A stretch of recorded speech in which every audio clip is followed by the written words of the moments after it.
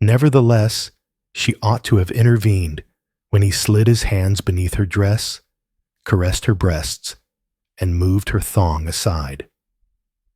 Indeed, she ought to have intervened, particularly given that James's private investigator was recording the entire event. When a bunch of guys found her beneath the mistletoe, she must have shared kisses with a dozen before I stepped in and put an end to it. Emily may have indulged a bit too much and seemed oblivious to the guys' hands on her as they shared a kiss. Welcome to Addy Story, where we share real-life stories that touch the heart and inspire the soul. Subscribe now to join our community, relax, and dive into the stories we have for you. Enjoy. Excuse me? I swiftly turned my head to gaze at my wife, Emily. Could you repeat that, please? I inquired, struggling to grasp the reality of what I had just encountered. James, I understand this may upset you, but I'm feeling quite unsettled at the moment. I'm considering a trial separation to gather my thoughts and figure out what I truly want. As I stood on the veranda grilling steaks, Emily shared her thoughts with me. My friend Jessica has an extra room, and she offered me a place to stay for now. When were you planning to share this with me, Emily? Or were you simply going to leave a note on my pillow tonight? I spoke a touch more loudly than I perhaps ought to have. Please keep your voice down, James. I don't want Andy to overhear our conversation, she said. Andy, our 6-year-old son, I anticipated you would respond like this. I held off on mentioning it until tonight for that reason. To put it differently, your decision to depart has already been made. Are you planning to tell Andy? Or will you leave that for me to handle once you're gone? I asked with a hint of sarcasm. I'll share the news with him myself tonight before I settle in for the night, she replied. It won't last indefinitely, you understand. Well, yes, you're moving in with that person, Jessica. I suppose I should have anticipated this, I said, my frustration mounting with each passing moment. Tomorrow, I will organize the documents. You will provide your signature, and by Wednesday, I will submit them to the court. What documents? She asked. If you choose to go, I prefer it to be a formal legal separation. In the absence of your return, it will inevitably transform into a decree of divorce. I suggested that this approach would spare us the trouble of repeating the process. I'm not ready to end this, James. Just a little time for myself to sort things out. That's all, dear, Emily replied. That's nonsense, Emily, I retorted. For the past 4 months, I've been reaching out, hoping for a conversation. Yet it seems you've been preoccupied with Jessica and your new circle, leaving little room for us to connect. So now, you're ready to move in with your new friend Jessica, fulfilling what you've likely desired for the past 6 months, and I found myself raising my voice. However, I won't allow that with my approval, and I definitely won't sit idly by and be made a fool because of you or anyone else, I declared, forcefully closing the grill's lid. Events unfolded in a manner that completely defied Emily's expectations. She understood that James would likely be upset, yet she believed she could persuade him that this would be a valuable experience for them both.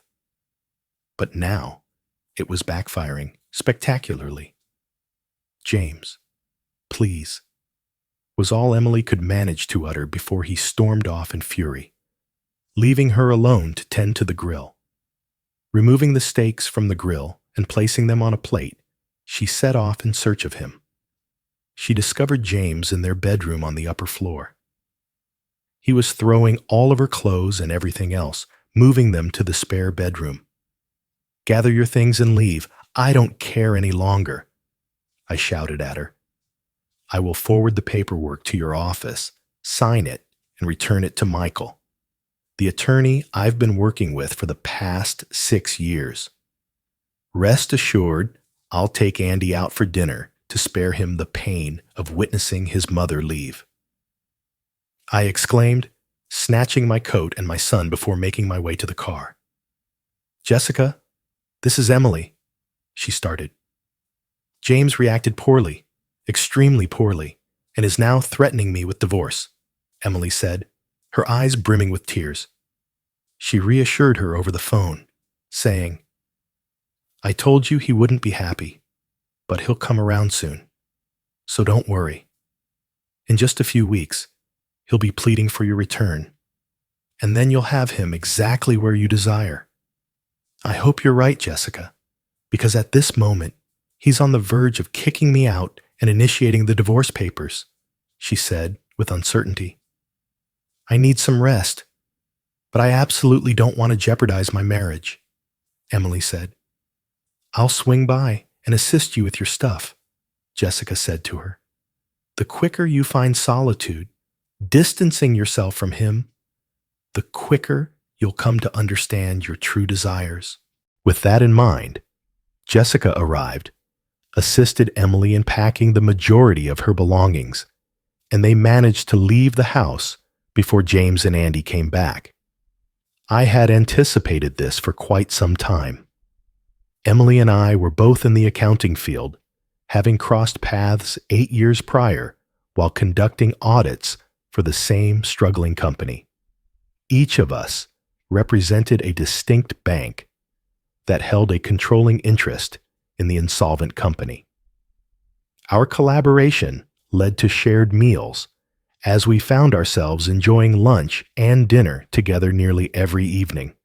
A whole week passed as we completed our background checks, and by the end of it, we realized just how much we enjoyed each other's company. Emily stood at approximately 5 feet 6 inches, her brown hair framing her face, and she had a weight of around 175 pounds. Her face was lovely, though she had a somewhat sturdy build. I stood at approximately 5 feet 8 inches, weighing around 195 pounds. By the age of 22, I had already developed a spare tire around my waist, a consequence of my daily fast food habits. We were destined to be together. 4 months after that, we exchanged vows, and 8 months later, Emily found out she was expecting. Emily faced a challenging pregnancy, confined to bed for the final 5 months, and experiencing significant weight gain. When she finally welcomed Andy into the world, her weight had swelled to nearly 250 pounds. I, on the other hand, remained silent. I cherished her, no matter her size. We were a joyful family until Emily caught wind of a conversation between 2 of her colleagues regarding her. She's absolutely stunning, one girl remarked to the other. It's unfortunate that she has such a large presence. I wonder if her clothes are custom made from Omar's clothing store, the tent maker, she asked, her laughter ringing out joyfully. While they might have seen humor in it, Emily certainly did not. Emily sat in the bathroom, tears streaming down her face, when Jessica entered. Are you all right, Emily? She inquired. Everyone sees me as a fat pig, she said, tears streaming down her face. If they truly understood the struggle I face in losing weight, perhaps their cruelty would fade, she wept. Listen, all you have to do is follow a healthy diet and hit the gym, Jessica advised her. You possess a unique beauty that lies beneath the surface, that's all. A choice must be made and action taken, and that's exactly what Emily accomplished. I managed the finances for a local gym and received a generous membership, which led us to participate in a workout the next week. After work, we could both go to the gym and take Andy along since there was a kids' room available. Emily was a dedicated individual, committing to her workouts 6 days a week, while I found myself only able to keep up with 3 sessions weekly. Subsequently, Emily visited the doctor and received a prescription for weight loss medication. While I wasn't fond of it, Emily was determined to shed some pounds. After 8 months, Emily had shed 125 pounds and radiated confidence. She had acquired an entirely new wardrobe, and everyone, even the men at her workplace, remarked on how fantastic she looked. That's when the complications began. We found ourselves at a festive gathering hosted by Emily's company when everything took a turn for the worse. Emily donned a dress that left little to the imagination, and throughout the evening, she faced relentless attention from her male colleagues. She was absolutely thrilled by the attention she was receiving. When a bunch of guys found her beneath the mistletoe, she must have shared kisses with a dozen before I stepped in and put an end to it. Emily may have indulged a bit too much and seemed oblivious to the guys' hands on her as they shared a kiss. I grasped Emily's hand and gently informed her that it was time for us to depart. She hesitated to depart immediately and created a minor commotion. "Emily, I'm heading out now, whether you're coming or not," I finally said to her. She relaxed her demeanor, yet I could sense the simmering anger beneath the surface. During our journey back, a significant argument erupted between us. "Emily, your behavior today was quite unbecoming. I, like everyone else, witnessed those guys encircling you, and you made no effort to push them away," I shouted. "It was merely a bit of light-hearted amusement. Nothing extraordinary," she responded. "From my vantage point," I responded. "How would you feel if I kissed and grabbed another girl?" I inquired. Although I was aware she was far too intoxicated to heed any logic. That evening, Emily experienced a wave of nausea. Fortunately, she managed to remove her new dress just in time before discarding the cookies. The following morning, she appeared quite disheveled and expressed her regrets, assuring me it would never occur again, yet it did. I simply wasn't present for the subsequent occasion. Emily began to make a habit of dropping by after work on Wednesdays for a bachelorette celebration. 7 girls gathered at Tony's for a couple of drinks after work, a mix of those who were married and those who were not. It began with her curfew set at 6:30, but gradually it extended to 7:30 and eventually to nearly 9 o'clock at night. Upon arriving home, Emily found Andy already tucked in bed, while I was feeling rather irritable. In the early days of our marriage, we were consumed by passion, exploring each other with the fervor of youth and an insatiable desire. It appeared that engaging in it once a week would be deemed quite regular. Without a doubt, when Emily returned home on Wednesday night, she was eager to set off at a brisk pace, and this evening was no different. Neither of us had what you might describe as extensive sexual experience when we first tied the knot, and we approached the idea of exploring new things with a hint of caution from the outset. We discovered what appealed to each of us, and with a few daring maneuvers, we expanded our collection of experiences. Now, each week, when Emily returned home, she appeared eager to explore something fresh and thrilling, leaving me to ponder the source of her inspiration. She indulged a bit more than she typically would and arrived later than her norm, yet she had a knack for lifting my spirits. "Simply embrace me this evening, my dear. I just need to feel you within me," she expressed. I gave it my all. Emily appeared to be relishing the moment, her screams echoing as if I were causing her harm. I completed the act and released my passion as Emily fell onto the bed. She expressed her frustration, saying, "I really needed that. I have a feeling I'll be sore for a week," she chuckled, turning onto her back. I approached her quietly, pressed my lips to hers, and expressed my joy in being her husband. That was the situation until this week. Once dinner was finished, Andy and I returned to the vacant house. That woman, Jessica, I thought to myself. Since Emily shed the pounds, Jessica has been constantly involved with her in some way. It's hardly surprising that her husband chose to walk away. She was merely a promiscuous woman. And now she's influencing my wife to follow the same path. I settled Andy into bed and shared a story with him as he drifted off to sleep.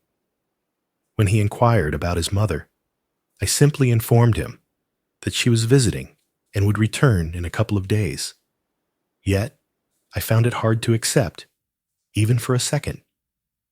I descended the stairs and reached out to my mom, updating her on everything she needed to know. "Mom, could you please look after Andy during the day until I can arrange for someone more permanent?" I inquired. "Darling, you know Emily will bounce back and be back with us by the end of the week." Mom mentioned that she can't stand being apart from Andy for more than a few hours before she starts to lose her mind. "Rest assured, I'll arrive before you head to work and take care of him." I wish she was correct, yet I didn't share my mom's confidence. On Monday, I reached out to Michael and informed him that Emily had departed from my life. I seek complete protection, which includes securing permanent custody of Andy. I want it clearly documented and articulated that if either party engages in behavior inappropriate for a married couple, the other will receive 65% of our assets, while the offending party retains 35%. I suspect she's attempting to deceive me, and I want to ensure I'm protected, I informed Michael. I would like it to include a 60-day expiration date, after which it will be considered a decree of divorce. "Can you have that ready by tomorrow?" I inquired. "Isn't there a bit of rush in your step, James?" "She just walked out, and you're already prepared to draft the divorce papers?" he inquired. "Emily has been contemplating this for quite a while, and perhaps this will finally lead her to clarity." I expressed my concern, saying that I don't want to jeopardize everything I've built just because she wants to explore a new relationship. "All right, James. I'll take care of it tonight, and she'll be attended to at work tomorrow. Is there anything more?" "I can't think of anything at the moment. I simply need to set a clear boundary for her to understand what she stands to lose. Nothing more. Additionally, Michael, I will need to prepare 2 more agreements, but we have some time for that. I will send you what I need later this week." Upon Emily's arrival at work on Tuesday, a hint of frustration lingered in the air. It had been 8 long years since she last laid eyes on Andy and James. Upon her return from lunch, she noticed a man waiting for her in her office. He inquired about Emily Spencer. "Indeed, I'm Emily. How may I assist you today?" "You've been served," he declared, presenting her with a substantial paper envelope. Emily dedicated the following 30 minutes to elaborating on the various terms and property divisions outlined in the separation decree. It appeared more akin to genuine divorce documents. It was declared that James would receive temporary but complete custody of Andy, while Emily would have the opportunity for visitation with appropriate notice. Upon completing the reading, she found herself feeling more wounded than enraged. After just 2 days away, James has already dismissed their marriage, she thought to herself. She attempted to reach James, but his secretary informed her that he would be unavailable all day, and his cell phone had gone to voicemail. In that moment, James found himself at home, replacing locks, navigating the complexities of their financial split, and removing Emily's name from his insurance and 401k. By 4 o'clock, I had completed all my chores and switched on my cell phone. Wow, I thought, 12 messages from Emily, and I just got rid of them all. I shared a meal with Andy at my mother's place and recounted my recent activities to her. Emily is furious, James. I would be quite frustrated if I were in her position. Mom, I said, I can't mend this marriage by myself, particularly since she refuses to hear me out, so I've taken things up a notch. She created this chaos herself, but I promise you, I will put an end to it if I discover she's being unfaithful. Once, I had faith in her, but now her words hold no weight for me. At this moment, I am safeguarding both my son and myself. Reuniting would be wonderful. If that's the case, I'll have the upper hand. My dear boy, I must say, this is a side of you I have yet to witness. Mom chuckled, saying, Make sure you never end up on my bad side. Emily paused at her doorstep, fumbling with the key as she attempted to unlock the door. What on earth, she muttered to herself before realizing it was a new lock. Curse it all. She reached for her cell phone and called James's number once more, just as it was about to switch to voicemail. Thus, she sent him yet another message. With satisfaction, I surveyed my checklist and realized everything was finally in order. At this point, my only task is to be patient. On Wednesday morning, Emily found herself in James's office. My credit cards are not functioning, and when I stopped by to collect a prescription on my way to work, I was informed that my insurance has lapsed. Just making sure everything is clear, Emily. Don't forget, you were the one who walked away. I'm covering all the house and Andy's expenses, but you'll need to manage your own finances from here on out, ensuring we avoid any financial disputes. James, you've allowed this to spiral completely out of control, Emily exclaimed. I simply required a bit of solitude. That's it. Leaning over the table, I said in my most earnest and casual tone, Emily, do you see the word foolish inked on my forehead? I might not be the sharpest tool in the shed, but I'm no fool. Jessica has you so disoriented that you can't seem to locate yourself at all. You believe you can step out and behave as if you're unattached once more without facing any consequences. Reconsider your stance. The moment I discover that you've broken your promises, it's over between us. Honestly, you might have already taken care of that, so I'm not sure why we're even discussing this at the moment.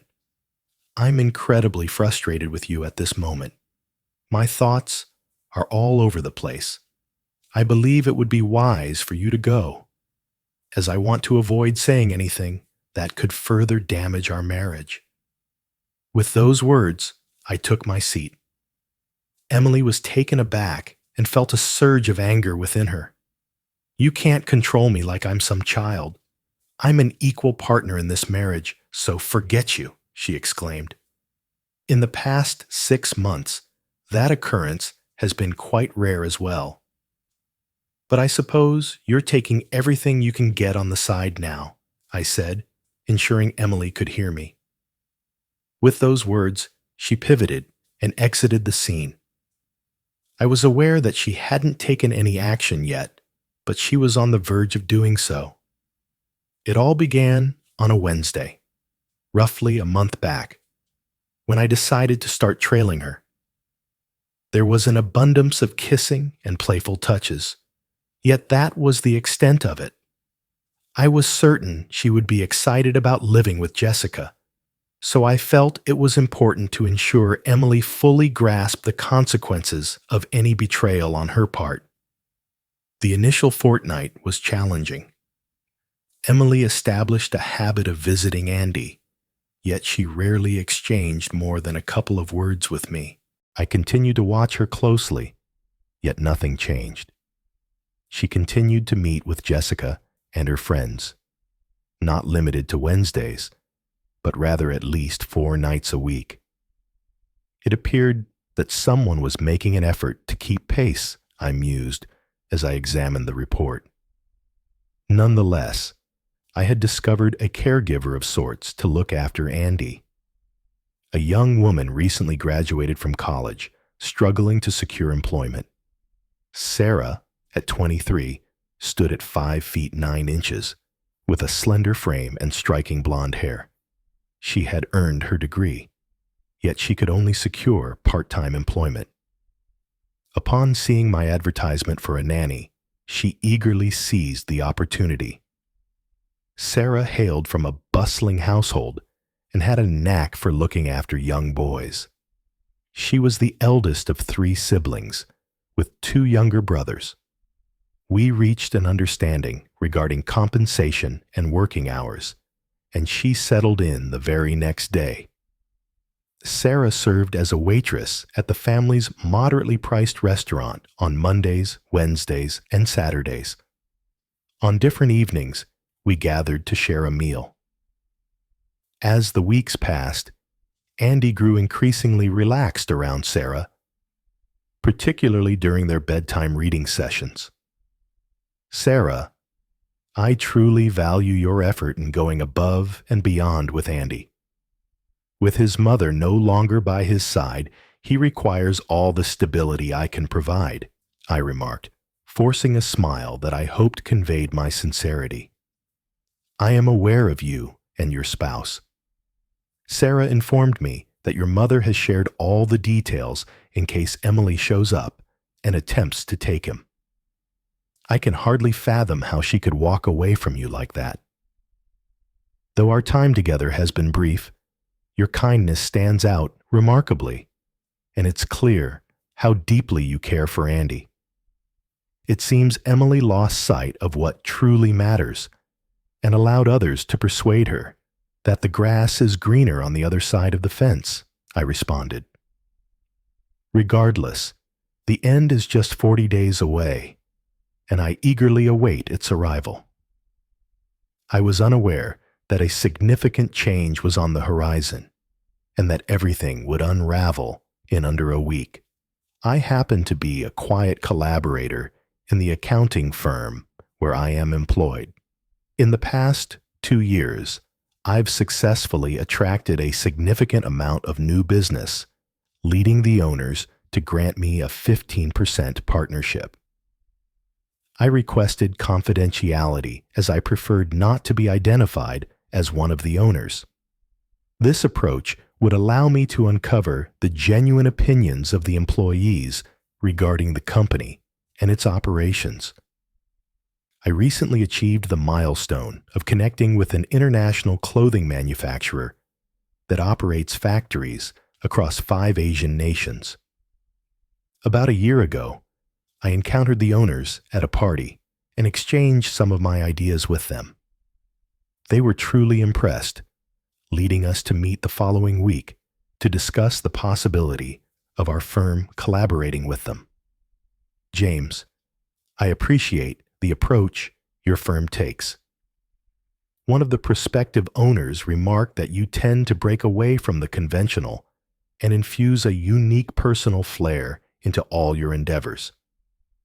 Each plant currently functions autonomously, so I require someone to establish the same system at each location, enabling us to oversee them all from a single office abroad. They expressed their dissatisfaction with my decision not to manage the overseas operation personally, but I assured them that I would oversee everything closely to ensure there would be no mistakes. The moment the contract was signed and a handshake exchanged, the festivities commenced. After 9 months of dedicated effort on this case, I felt a surge of anticipation to return home to Emily with the exciting news. I would have cherished the opportunity to take her to the finest restaurant, bring her home, and share an intimate moment. But when I arrived, the house felt as hollow as its heart. Sarah and Andy arrived 20 minutes later, carrying Chinese takeout. I was bursting with excitement and had to share my fantastic news. So I told Sarah, forget about dinner. Tonight we're all going out to celebrate. I urged her to wear her finest dress because we were going to make it a night to remember. My employers secured a table at the finest dining establishment in the area for 8 o'clock and arranged for a limousine to collect us at 7:30, which meant we had to rush. I groomed myself, refreshed with a shower, and put on my clothes. I informed Sarah that I would prepare Andy, allowing her some extra time. At 7:15, Andy and I were all set and prepared to leave when I noticed Sarah descending the stairs. I hope you don't mind. I didn't have anything else to wear, so I borrowed one of your wife's dresses that fit me, she explained. She was correct. It embraced her like a silk glove, though it fell a bit short since she towered over Emily. Do you believe it appears satisfactory? You look fantastic, Sarah, I exclaimed, my mouth agape as the bell chimed. The three of us settled into the plush back seat of the limo while Emily navigated our familiar street. What on earth was all she could utter when she witnessed them all getting into the limo? Curiosity piqued, she mused, as she maneuvered the car to trail behind them. She observed them as they stepped out of the limo and made their way into the restaurant. This jerk, he's taking them to the finest spot in town. And when I wanted to go earlier, he claimed we couldn't afford it, she exclaimed. And who on earth was that girl wearing my dress? It was an enchanting evening, with me as the guest of honor, surrounded by delightful company and an abundance of food and drink. It was Sarah who suggested that we should depart, as Andy was feeling weary, since it was far beyond his usual bedtime. Indeed, we should make our move. Otherwise, waking him for school in the morning will be quite the challenge. I expressed my gratitude to everyone for dinner, but as they extended their hands to me, their gazes drifted beyond me towards Sarah. And it wasn't just the men who did so. Sarah radiated allure this evening, drawing the envious gazes of all the women around her. Everyone was familiar with the tale of Emily's departure in search of self-discovery, and it appeared that James was quickly moving on to fill the void she left behind. They shared a quiet laugh, amused by their own thoughts. We made our way home quietly.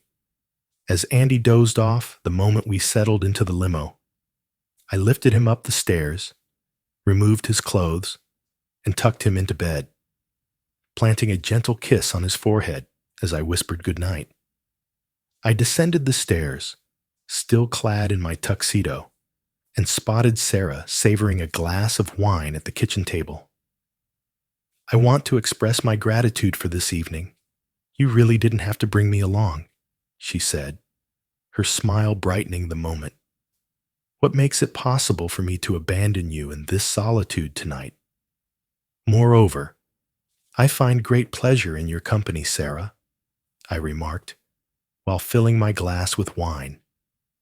I trust the evening spent among accountants wasn't too dull for you. On the contrary, I had no idea your work was so captivating, and everyone appeared to genuinely appreciate you, myself included, she remarked with a subtle smile. You include me in your family dynamics, making me feel valued, even in my role as a nanny. Steady yourself, my heart, and how I wish my arousal wasn't so apparent, I mused, as I attempted to conceal my excitement from Sarah. A considerable amount of time had passed since experiencing genuine intimacy with a woman. Recent encounters with Emily have left much to be desired. I found myself wanting to take Sarah to my bedroom, yet I was acutely aware of my commitment to Emily and my resolve to stay faithful to her, regardless of the temptation. This evening was enchanting, and my mind is swirling with all the possibilities I want to explore at this moment. To my disappointment, I informed her that it wouldn't be happening tonight. Perhaps if circumstances had changed, but they remain as they are. I mentioned to Sarah that I needed to take a cold shower and head to bed, giving her a gentle kiss on the cheek as she embraced me. At 2 a.m, I sensed Sarah slipping into bed beside me. The warmth she radiated made it clear that she was unclothed. I had something to express, yet she silenced me with a gentle gesture of her finger against my lips.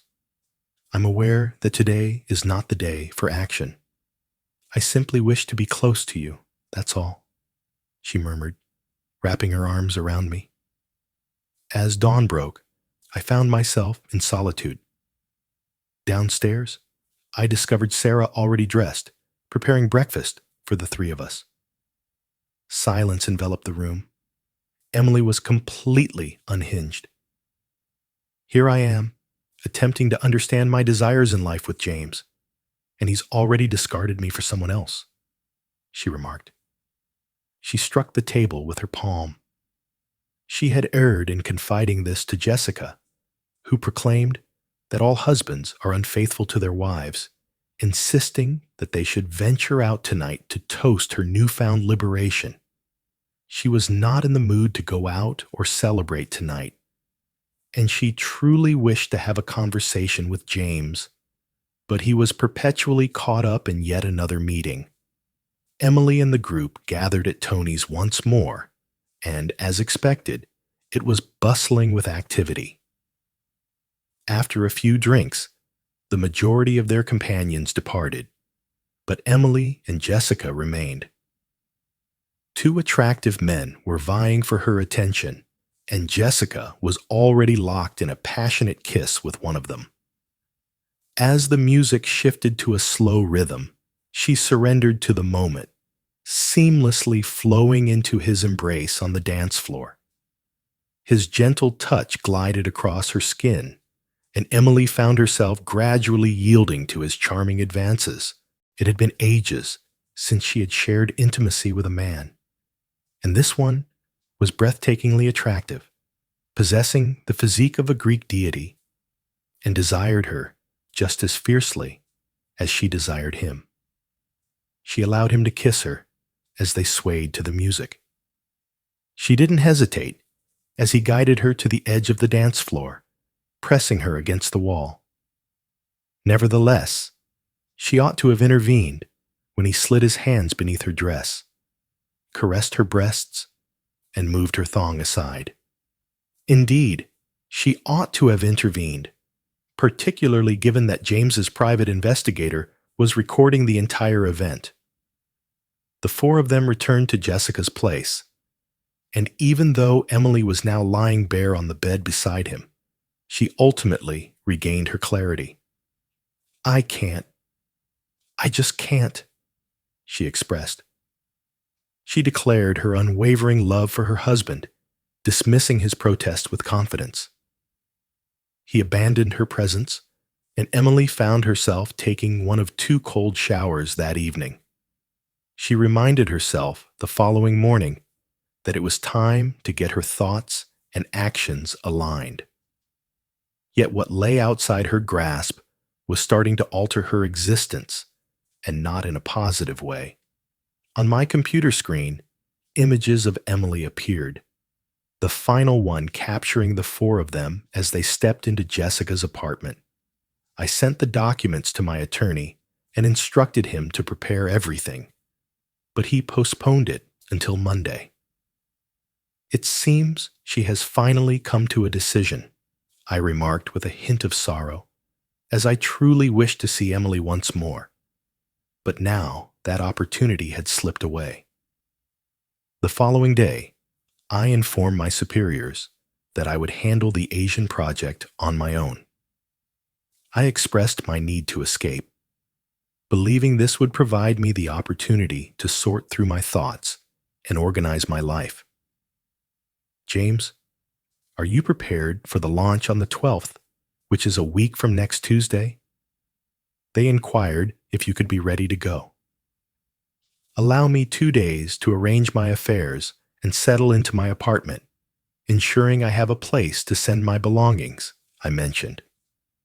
I have 2 more individuals to converse with today, and if all unfolds as anticipated, I'll be prepared. On that very day, I delegated my team to handle all my pending projects. I drafted the documents to grant my mom power of attorney and instructed Michael to submit the paperwork for Emily the next Monday. I would find solace in the skies while she was being attended to, I remarked with a hint of sorrow. That evening, I returned to a house that would no longer belong to me upon my return from across the ocean, and a deep sadness enveloped me. Emily and I had selected it as a team, and countless cherished memories were tied to it, and now they would all vanish. I sat unusually silent at dinner, leading Sarah to believe she must have done something amiss. No, I have a lot to think about, and we'll discuss it once Andy is asleep, I mentioned to her. As the clock struck 10, an eerie stillness enveloped the house, leaving us locked in a gaze, each moment stretching into eternity. Sarah was the one to speak first. What seems to be the issue, James? I apologize for that night. I assure you it won't occur again. She said to me, Sarah, it's not about that. Do you recall the gathering the company organized for me a few weeks back? I've made the decision to embark on some overseas work, and I informed her that Andy and I will be departing early Monday morning. I have a crucial question for you. I noticed Sarah beginning to weep. Would you like to join us? She shifted from tearful eyes to a radiant smile. Absolutely, she exclaimed, leaping into my embrace. I inquired, Sarah, do you possess a valid passport? She mentioned that she renewed it last year during a cruise with her college friends. Very well then. Make sure to have everything packed by Saturday, as they will be shipping all our belongings in advance. Pack just the right amount of clothing to get you through the weekend, along with your travel outfit for Monday. Feel free to share the news with your family and friends, but I'd prefer if Emily remains unaware until we're airborne. I have my doubts about the legality of taking Andy with me and leaving, but I'm going to go for it regardless. I assured her that I would address any questions upon our return. That evening, I sat down with my mother and shared all the details with her, including the decision to grant her my power of attorney. Emily should be fine by Monday afternoon, but I still want you to list the house next week. Michael will forward you a copy of the documents I'm sending to Emily. If she has any inquiries, please advise her to reach out to Michael directly. Is that really what you desire, James? Have you considered the possibility of resolving things with her? Mother inquired. She crafted her own circumstances, and now she can rest in them with whomever she chooses, I remarked. Will you be bringing Sarah along? She inquired, attempting to elicit the final words from her son. I'm not entirely sure of our destination, but her presence brings a smile to my face and a sense of calm to my mind. Aside from that, I may have genuine feelings for her, and that's all I will express. We'll arrive Sunday night, allowing you the chance to bid farewell to Andy, I mentioned to her. On Monday, Emily attempted to reach James by phone, only to be informed at work that he was occupied with a special outside project. but they would pass along her message. What on earth is he up to? She pondered, making futile attempts to connect with him. Emily Spencer, the gentleman inquired. She gave a slight nod. You've been served, he declared, extending an envelope toward her. What comes next? She inquired as she opened the envelope. A brief message from James indicated that he had come to a conclusion. Wishing you a life filled with joy, that was his final sentiment. And then she beheld the images. All she could utter was a simple exclamation of frustration. Where on earth did he acquire those pictures, she pondered. That bastard must have been tailing me, she remarked as she sifted through them. Those were not the images one would wish to encounter of their spouse with another individual. However, I have never been intimate with him. She reminded herself that she needed to make him see the truth. James will be away for a duration of 4 to 5 months. On Monday morning, James's mother informed Emily that he had departed with Andy. He has no right to take Andy away from me, especially not out of the country, she exclaimed. I will bring him to justice and ensure he faces the consequences, she declared fiercely. Emily, don't forget that James has full custody of Andy. She reminded her that the moment she chose to leave in search of herself, she relinquished that right. To suggest you made a significant mistake would be a vast understatement. Your marriage was wonderful, yet it seems you were seeking something beyond that. Now you find yourself with nothing, James's mother said to her. I need to speak with him and clarify that everything isn't as it appears, Emily said, tears streaming down her face. I continue to hold deep feelings for him, and I have never shared that intimacy with anyone else. Emily, I have viewed the photographs. If my husband were alive and behaving as you are, I would choose to end our marriage as well. I suggest you compose a letter to him, clearly outlining your needs, and I will ensure it reaches him. Emily effectively conveyed her message, emphasizing the significant role alcohol played in her life. She has since put a stop to it and has not engaged fully with anyone since her departure. Emily expressed that her love for me remained strong and that she would be patient until I returned to her. I responded concisely and directly. Emily, ever since you shed those pounds last year, it feels like you haven't been my wife anymore. It feels as though you've surpassed me. On Wednesday night, you captivated all the men's attention, leaving me feeling overlooked until you finally chose to return to me. You were feeling passionate and desired, craving a physical connection rather than a romantic encounter with your husband. Now you and Jessica have the freedom to choose your own companions for the night. I mentioned that Jessica would ultimately cause our separation, yet you were aware that it wasn't the case. Andy, Sarah, and I are crafting a fresh journey rooted in love and trust. Feel free to visit Andy whenever you wish. Simply grab your computer's camera modem, and I'll take care of the setup for you. Please sign the documents, as Mom is planning to list the house for sale this week. We will never reunite, so don't hold out hope for a change of heart. I truly hope you found what you were seeking, Emily, and that it brings you joy, even though that was never my intention. Emily realized James was correct. She was foolish for heeding the advice of her well-informed friends. That might explain why they all ended their marriages.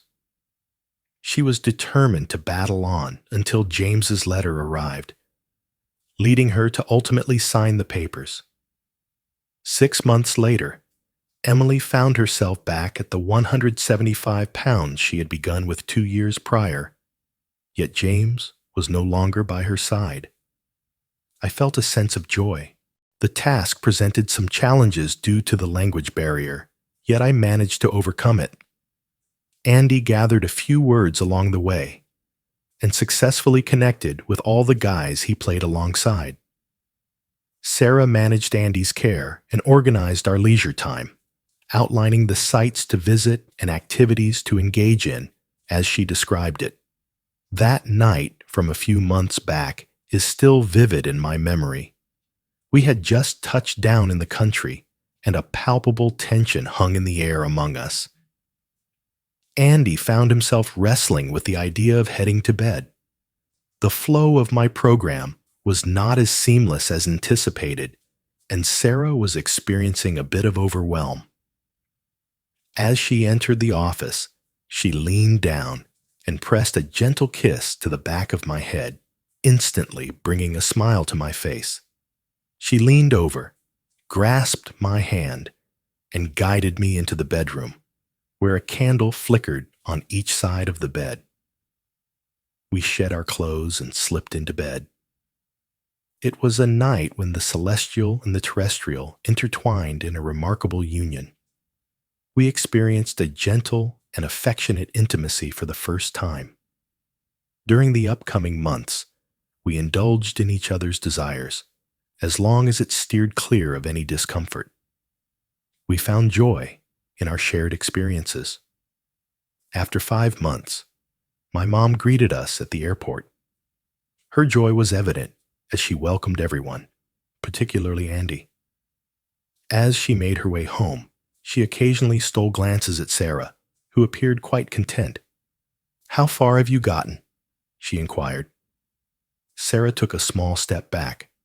3 months? How do you know I barely make an appearance?" she replied. "You both appear excessively joyful, resembling the cat that devoured the canary," she remarked to us. 2 weeks later, we exchanged vows, and 6 months after that, Ava came into our lives. When Sarah mentioned her desire to hit the gym and shed the extra weight from childbirth, my expression was one of sheer disbelief. 2 days later, I let her know that I had arranged for a personal trainer and that she would be responsible for all the workouts. I couldn't see the value in enduring all of this nonsense again, I mused. Thanks for watching this story on Addy's Story. If you enjoyed it, don't forget to like, share, and hit that subscribe button so you never miss a new tale. Stay tuned for more, and until next time, take care and keep living your own amazing stories.